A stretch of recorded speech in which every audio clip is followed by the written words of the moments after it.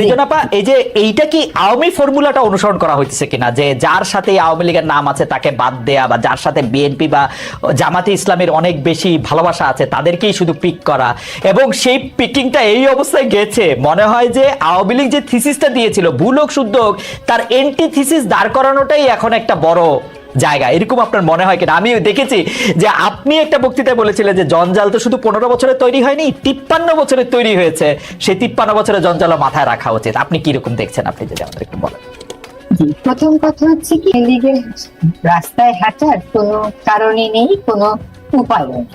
বিষয়টা হচ্ছে যে আপনার এজেন্ডাটা, এই সরকারের এজেন্ডাটা হচ্ছে ফ্যাসিবাদ নির্মূল করে, ফ্যাসিস্টের বিচার করে দেশে প্রকৃত গণতন্ত্র, তাই তো?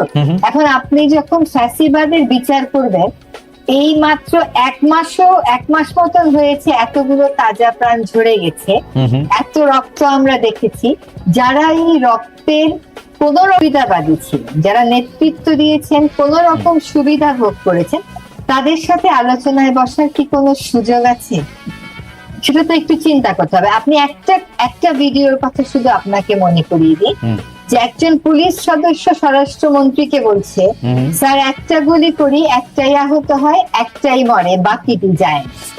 এই স্মৃতিটাকে আমরা ভুলে গেলাম। যেই পদ্ধতি, যে দল, যার পরিচালনা পদ্ধতির কারণে এইরকম উক্তি আমাদেরকে শুনতে হয়েছে স্বাধীন দেশে, আমাদের সন্তানদের বুকে গুলি চালানোর জন্য, এইটা কি ধরে নেওয়াটা স্বাভাবিক যে আমরা তাদের সাথে বসে পড়বো?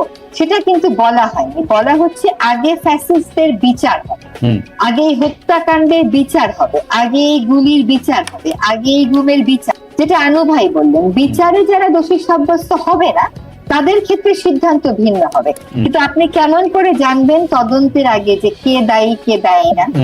এটা তো খুবই সমস্যার বিষয়। আরেকটা কথা হচ্ছে কি, যে আপনাকে এইটাও একটু বুঝতে হবে যে এই সরকারে কারা আছে। এই সরকারে কিন্তু দেশের ইতিহাসে প্রথমবারের মতন 2 জন শিক্ষার্থী প্রতিনিধি আছে, কারণ তারা এই বিষয়টা নিয়ে খুব প্রবল ভাবে অনুভব করেছে যে তারা উপেক্ষিত সকল সরকারেরই সিদ্ধান্ত গ্রহণের প্রক্রিয়ায়। তাদের যেমন একটা সরাসরি ক্ষোভ রয়েছে। আপনি বলেন বাংলাদেশের একজন নাগরিক হিসেবে আপনার কেন এই ক্ষোভটি নেই? যখন আপনি এই প্রশ্নটা আমাকে করেন যে আমাকে 2014 সালে, 18 সালে, 23 সালে ভোট দিতে দেওয়া হয় নাই, নানান কুটকৌশল করে আমাকে ভোটের প্রক্রিয়া থেকে দূরে রাখা হয়েছে, তাহলে দেশে যে জনগণ হিসেবে, ভোটার হিসাবে আমি এক্সিস্ট করি, এটা যখন অস্বীকার করা হয়, সেই প্রক্রিয়া, সেই নেতৃত্বকে সাথে নিয়ে আলোচনায় বসে আপনি ফ্যাসিজম দূর করে ফেলবেন আর প্রকৃত প্রথম কথা হচ্ছে যে মানে আমি একজন সাধারণ নাগরিক হিসাবে সেই পুরো আপনি প্রেক্ষাপটটা, সেই খুবই একমত আপনার সঙ্গে।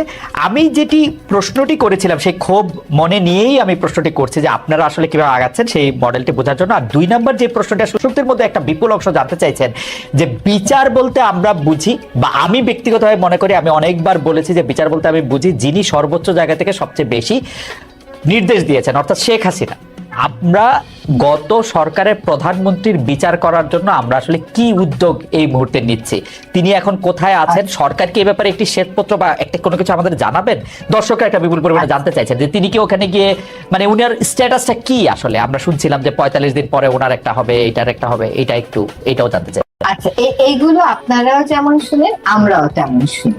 এখানে আনু ভাইয়ের একটা কথা একটু বলে দিই, এই কথাটা খুবই সত্য যে কারো পরিচয়ের জন্য কাউকে তো আক্রমণ করা যাবে না। দেখেন, আমাদের প্রধান উপদেষ্টা ওনার 2টা ভাষণেই কিন্তু বলেছেন যে আমরা, এবং আমাদের যারা শিক্ষার্থী প্রতিনিধি আছে তারাও ক্লিয়ার করেছে যে মব জাস্টিস কোনোভাবেই গ্রহণযোগ্য না।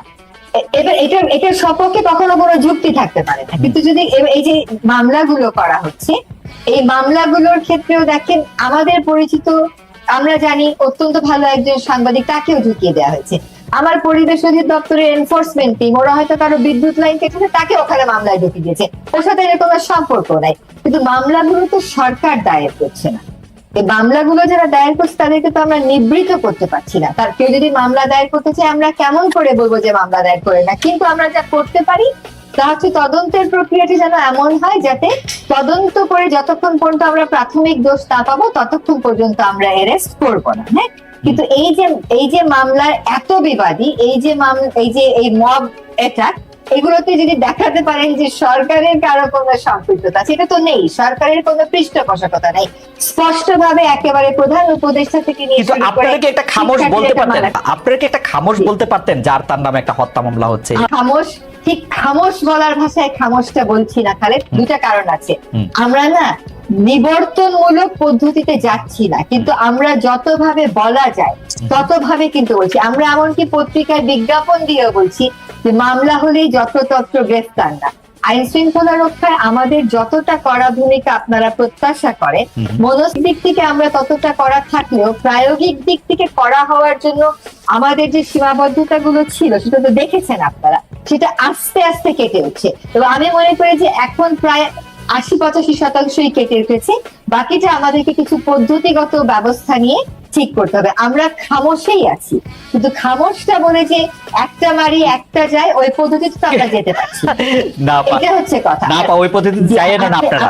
জি, আপনার আরেকটা কি প্রশ্ন ছিল আমি ভুলে গেছি ওটা। না না, আমরা আসলে সাবেক প্রধানমন্ত্রীকে ফিরিয়ে আনার ব্যাপারে দেখেন, বিচারের ব্যাপারে আমরা আপোষ করব না। আমাদের ভূখণ্ডে যারা আছে, যারা র্যাডারে আছে, তাদেরকে কোনোভাবেই আমরা স্পেয়ার করার কোনো প্রশ্নই নেই। এটাও আমাদের পক্ষ থেকে স্পষ্ট করা হয়েছে যে বিচারের প্রয়োজনে ফেরত চাইবে। এখন ফেরত আনার প্রক্রিয়াটা রাজনৈতিক হবে নাকি সেটা কূটনৈতিক হবে, সেটা একটা কৌশলের ব্যাপার থাকে। হ্যাঁ, তবে এইটুকুন আমি আশ্বস্ত করতে চাই যে কোনোভাবেই হুকুমের আসামি যারা আছে, যখন সেটা তদন্তে প্রমাণিত হবে, হুকুমে বা তদন্তের কারণেও কিন্তু অনেককে আমাদের গ্রেফতার করতে হয়, ফেরত আনা আসামিকে সামনে পাওয়ার প্রয়োজন হয়। আমরা যে পর্যায়ে যখন যা প্রয়োজন হয় তখন তা করি।